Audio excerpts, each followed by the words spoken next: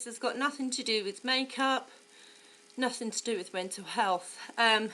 This is about a situation that happened on Friday the 7th of July. I was in the vet with this one in the background.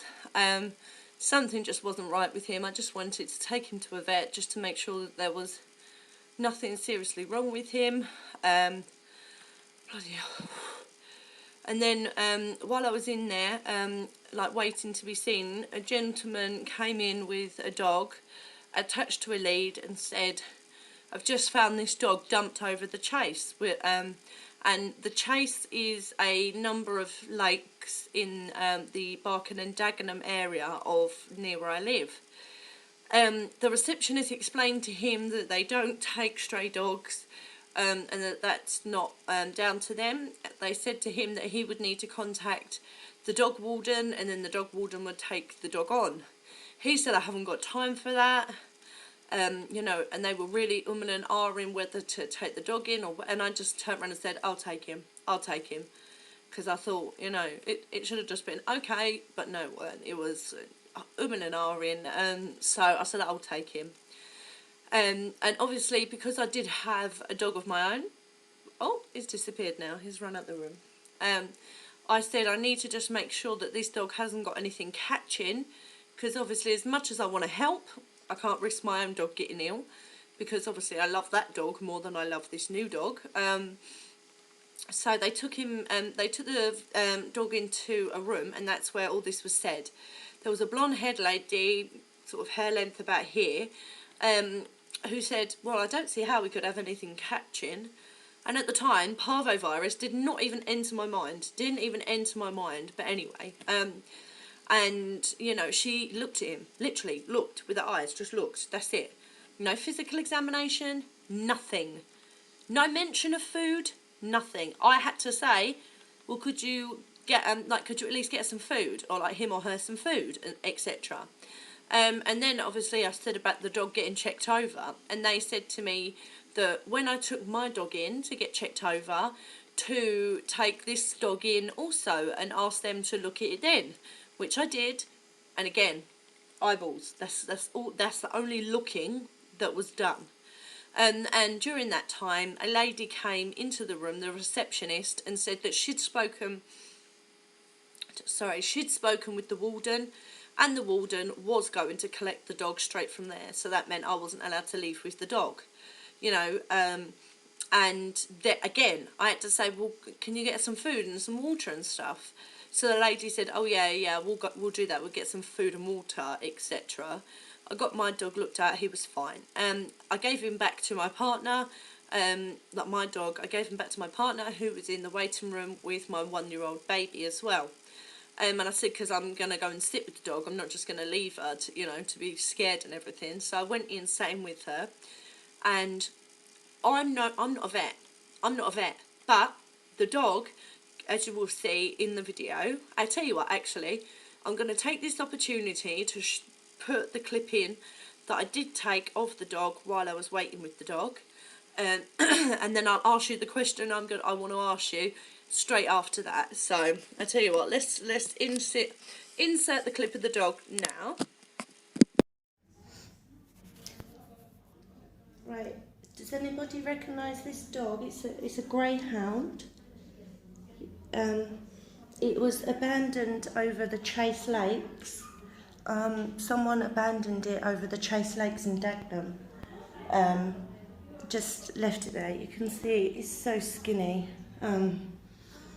I did say that I would take the dog, but the dog warden has said that it will be easier for them to collect this poor little baby from the vet.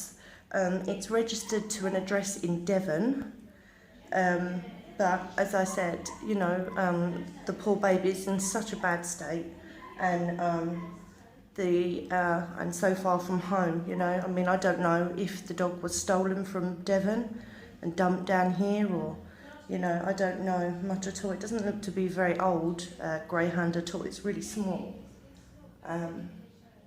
But does anybody recognise? I just wondered if you recognise this dog. Hey, aren't you beautiful, huh? This absolutely makes me sick. Makes me sick. Right, now, you saw that, yeah? That dog was skin and bone. When they put that food down, when that dog did not touch that food, that should have been alarm bells in their head. What dog who has been starved to that point gets a bowl of food put in front of their face and no, not interested in it? You know, I'm not even a vet and I know that that must mean there is something really, really wrong. Like, seriously wrong. What starving dog would turn down a bowl of food and water? Not a very well one, you know? But the whole time that I sat with her in that room, they continued to see their other patients. Not one vet came in. Her temperature wasn't taken. When she refused that food, she was not put on a drip. She had zero treatment. She didn't have no bloods taken to see if it was parvo. And if it was a really, bad state of parvo, and she was suffering, they didn't do anything to see what sort of state she was in, so that maybe, putting her to sleep would have been the best thing. When I actually took her in and the first people just looked at her, they scanned her and said that she's registered to someone in Devon, and that's all that they would say. But anyway, when the dog, turned its nose up at the food, instantly the dog should have been, put on a drip or, given some pain meds or something, you know what I mean?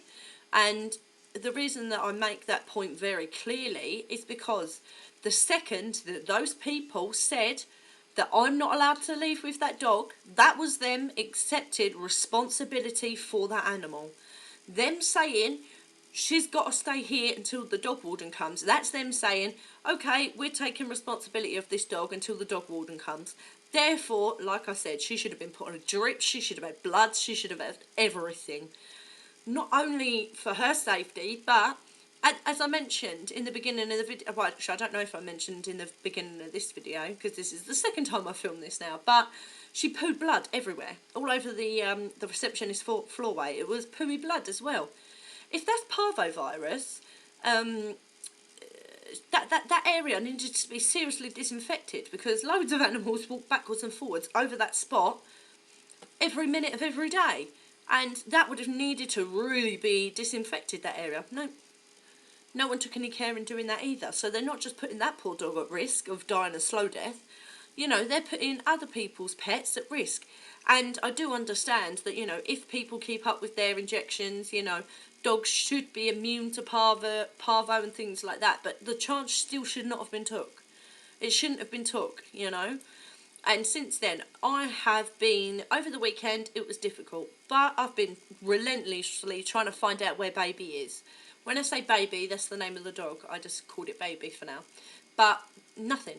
I've phoned up the PDSA, I've phoned up the dog warden, I'm constantly promised callbacks, but I'm not getting anything, So I think, right this minute, the only other thing I can focus on is getting the bastards done for the way they treated that dog.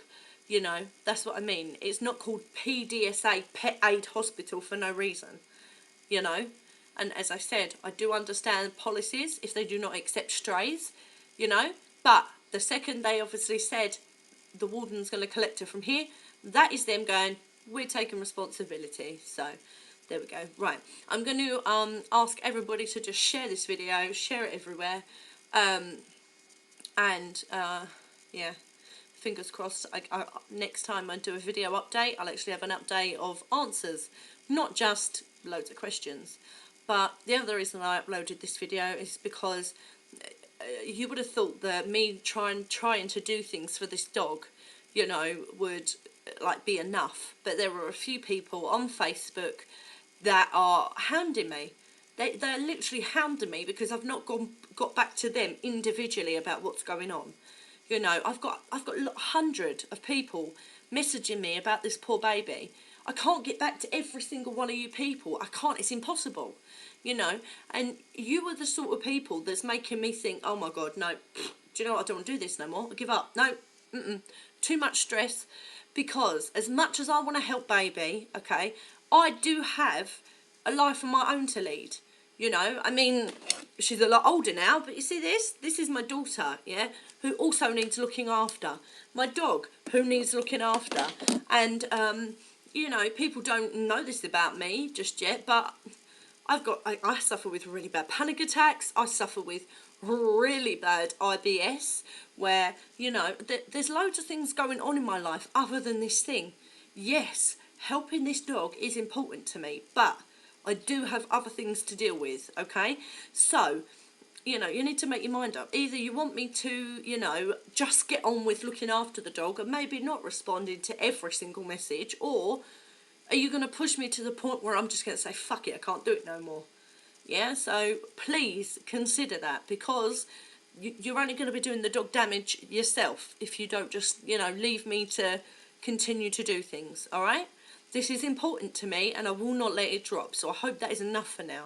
If I do not respond to you personally, it's because I've got loads of other people and I'm sick of saying the same thing over and over. Okay, that is all I've got to say.